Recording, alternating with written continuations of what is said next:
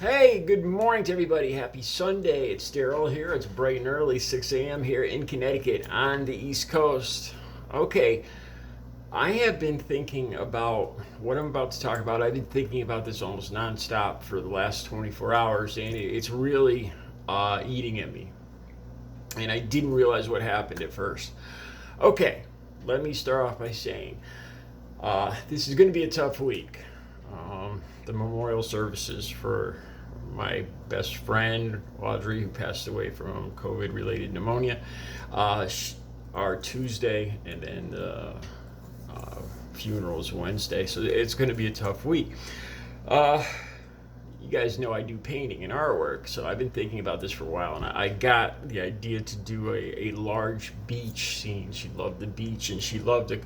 There's a couple colors she loved in particular. A coral color, kind of like an orange pink, in this color. And I'm going to do a large beach scene. I got like a 4x4 foot canvas. Anyway, so I needed the paint, so I went to Hobby Lobby. I went there yesterday, and it's kind of in my own zone. I'm constantly picturing what I want to paint, how I'm going to paint it, the sun, the waves, everything, the shadowing of the sand. And so I was kind of in my own zone. I go up to the register to check out.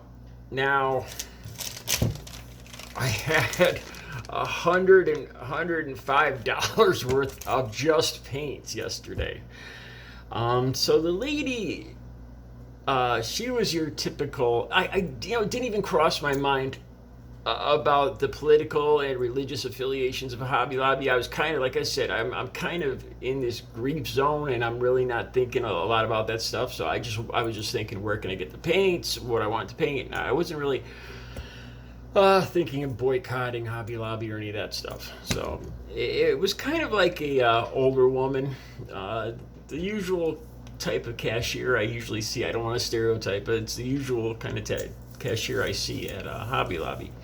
And she seemed, she saw the amount that it came to, $105, and she asked if I sell them. I guess, it was a lot. It's a lot for paints for somebody who just does it as a hobby. And she asked if I sell my artwork, am I professional? And I said yes. And I was kind of, like I said, I was kind of still somewhere else. And I went on to say, I just kind of blurted out. I said, I lost somebody this last week. And she said, oh, I'm sorry. I'm so sorry for your loss. And I said, yes, she passed away from COVID. And a few minutes went by, and like I said, I'm still in this zone thinking about painting. And the cashier said something along the lines of, did she refuse the mandates? Did she refuse the, I forgot what she called it, nationwide mandates or something like that? Like I said, and at the time, usually I'd pick up on the wording and everything, but at the time I was like, I think she's talking about the masks and the vaccines and everything. And I was like, no, she was worried about the vaccine. And that's all I said. And then she said, she said, I'm so sorry for your loss. And she was being nice and everything in her own way. Let me just say this before I go on, because it goes on. There was a lady behind me who was listening to this whole conversation, and she approached me as I went to my car. And the conversation got more troubling. As I said, as I was walking up to my car, the lady said, I couldn't help overhearing, I am so sorry for your loss. This is what she said to me as I was coming up to put the stuff in my car. And then she said something, she said along the lines of, she said it was God, it must be God's will. And then she said, maybe her decision got her closer to God in the end. And I don't know if I'm getting the words exactly right. And like I said, usually I'd be picking up on all this, but it took me time. I drove away, and I said, thank you, and I just nodded my head. I got in my car, and I drove away. And then this stuff kept replaying in my head. And first of all, the cashier, all right? She made it sound like, some kind of authoritarian mandate, like freedom fighter.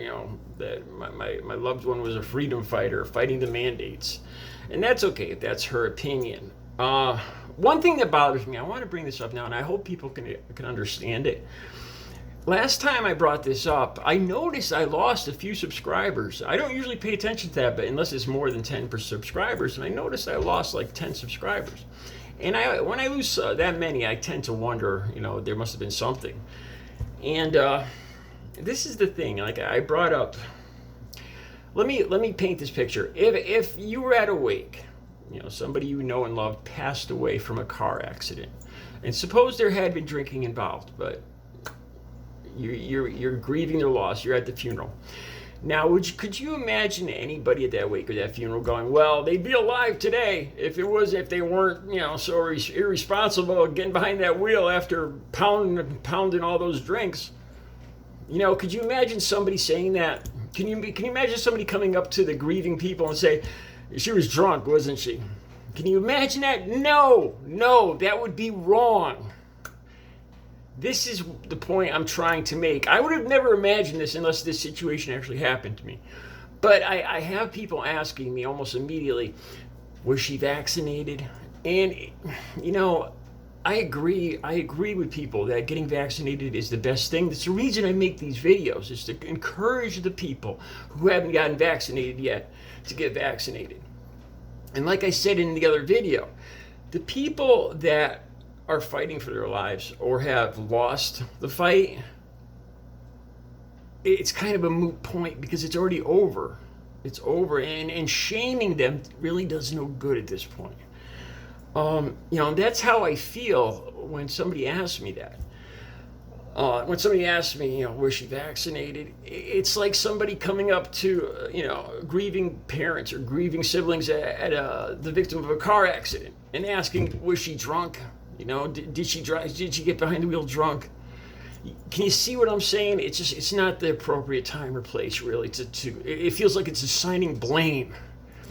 And I'm just going to stop there. All right. I hope people can understand that. I do agree. I agree, that people can learn from my grief and everything, but assigning blame and asking that question right now, it doesn't, for me personally, it doesn't. I hope you can understand what I'm saying. Okay, now, the cashier in the store really sounded like it didn't really click until after. It sounded like, she was anti-mask, anti-vaccine. And that's one thing, but I don't want to hear that right then. I don't know, part of me almost blames myself for bringing up my business in front of this cashier. But, okay, so now let's go out in the parking lot to this other lady. Because it really didn't click until almost an hour or two later what this woman was implying. And what I think she was implying. She said maybe it was God's will. And maybe that she's, she didn't say a better place in heaven, but maybe she's closer to God because of her decision. And then I started thinking about her decision. You mean her decision to not get vaccinated? So her decision to not get vaccinated is putting her closer to God? And it took me a while. Like I said, it took me, and I got more angry and frustrated, and it's been on my mind since. So I think I start to understand what she was implying here. That the vaccine is somehow, I think it feeds into those false claims about what's in the vaccines.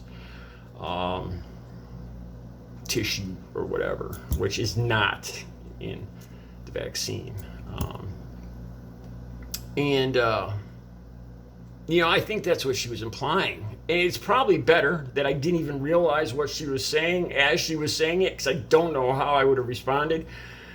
And again, I start blaming myself. If I was more cognizant, if I was more with it, I probably wouldn't even go into Hobby Lobby in the first place, because they are not amongst my favorite stores due to their inclination to support Donald Trump and their less than tolerant views on a lot of things. So part of me almost blames myself for shopping there. But these are some of the comments that I ran into in just a very short period yesterday.